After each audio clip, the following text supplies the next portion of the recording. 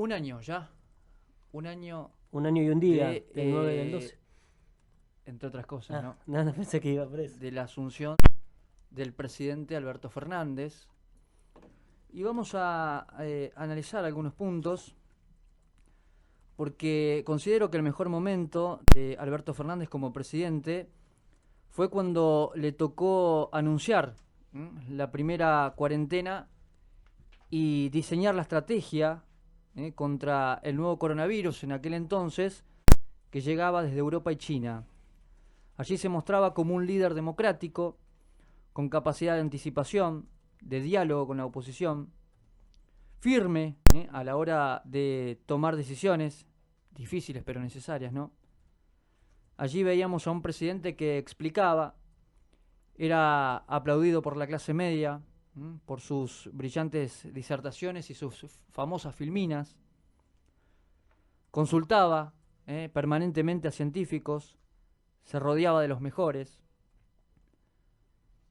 La estrategia argentina en ese marco se mostraba exitosa frente a un mundo que se derrumbaba.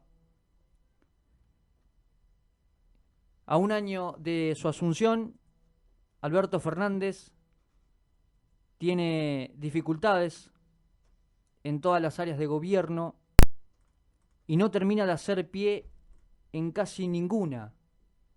Fundamentalmente le cuesta tomar el liderazgo de una coalición compleja, con intereses diversos y con integrantes que tienen posturas enfrentadas en muchos temas. A Alberto Fernández le costó sacarse de encima en este año la sombra de su vicepresidenta Cristina Kirchner. Su mirada actuó muchas veces como un veto a las ideas de Alberto o como un acelerador de temas que el gobierno no estaba del todo convencido de implementar, ¿no? Al señor Fernández le tocó la más difícil, un país que ya heredaba una crisis importante, que arrastraba una devaluación de casi el 50% durante el gobierno anterior, con una inflación disparada, con la deuda en virtual default, con un déficit fiscal altísimo. En ese escenario le tocó cerrar por completo la economía en medio de la pandemia. Allá por abril, allí en abril, solo por citar un ejemplo, la producción automotriz llegó a cero. Por supuesto que no fue Alberto el que eligió la pandemia, pero en ese contexto se necesitaban algunos gestos para dar señales de que no se iba a una venezualización de la economía. Los gestos no aparecieron. Alberto intentó expropiar Vicentín, lanzó el impuesto a las grandes fortunas, se peleó con empresarios, no tuvo posturas claras respecto a la defensa de la propiedad privada.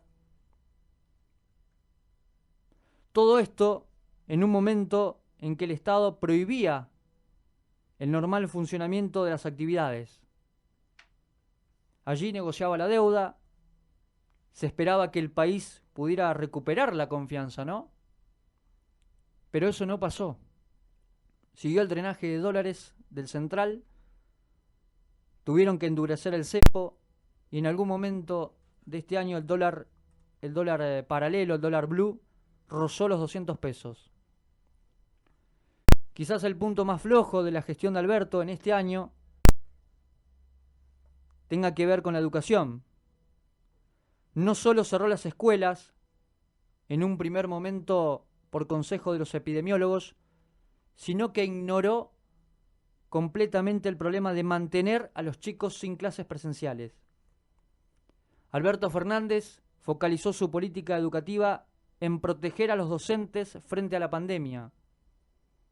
No aumentó el presupuesto educativo, se negó a declarar la emergencia en la materia y hasta ahora no logra dar certezas de que las clases presenciales vayan a volver a empezar en 2021.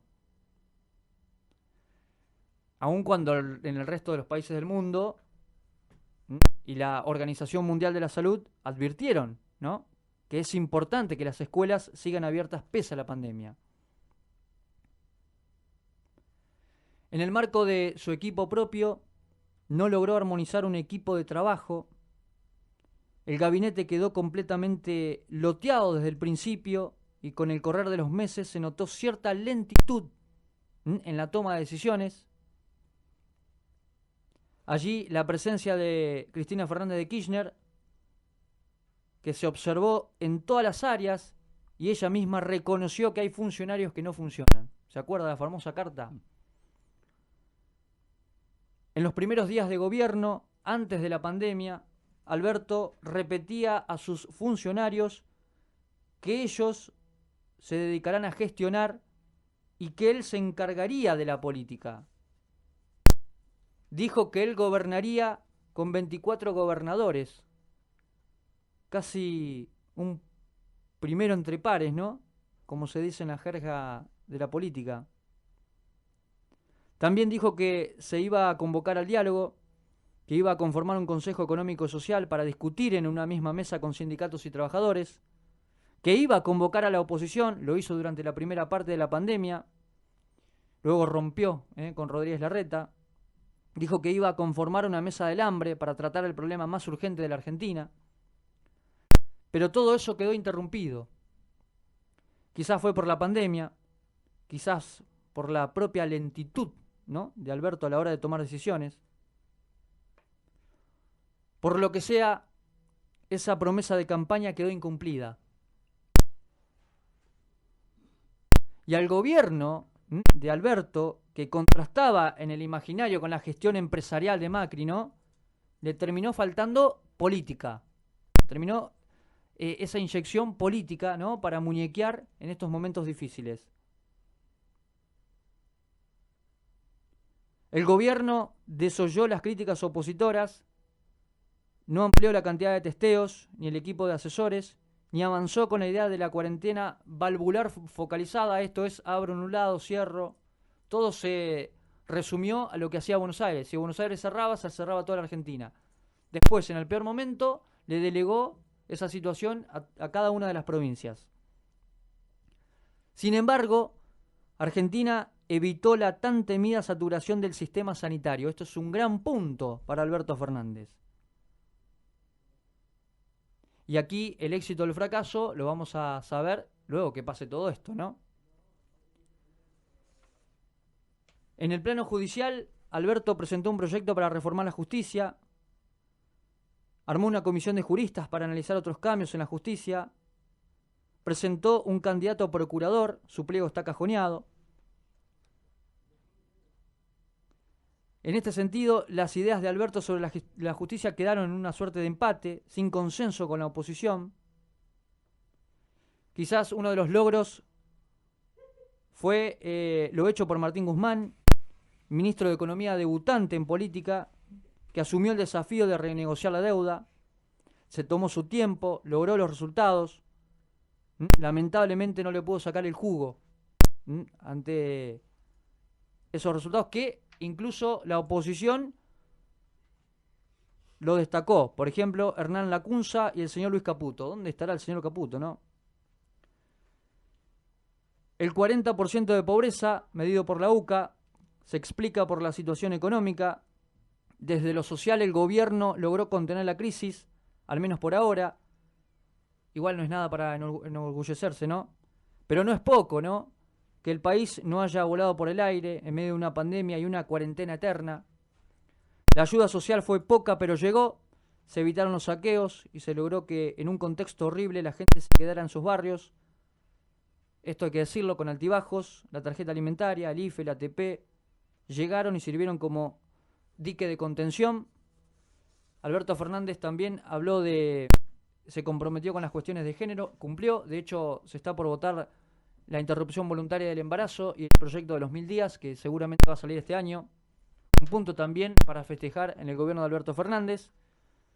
En definitiva, el primer año del presidente debe rescatarse más por lo que evitó que ocurriera para mal. Todo pudo haber sido mucho peor. Y esto, pese a las voces de catástrofe, hasta el momento, crucemos los dedos, no hubieron desbordes sociales, insisto con esto, la acción estatal ha sido intensa durante la pandemia, hasta el punto de que el 90% de los hogares recibió alguna ayuda del Estado.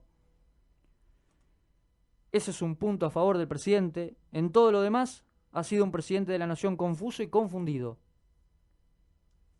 Cuesta creer que a esta altura del partido, aunque recién va un año de gestión, alguien se sorprenda de la relación equidistante, diría yo, entre el presidente y su vice, que colocó un vicepresidente, una vicepresidenta, colocó al presidente, el segundo postuló el primero, algo inédito en el mundo.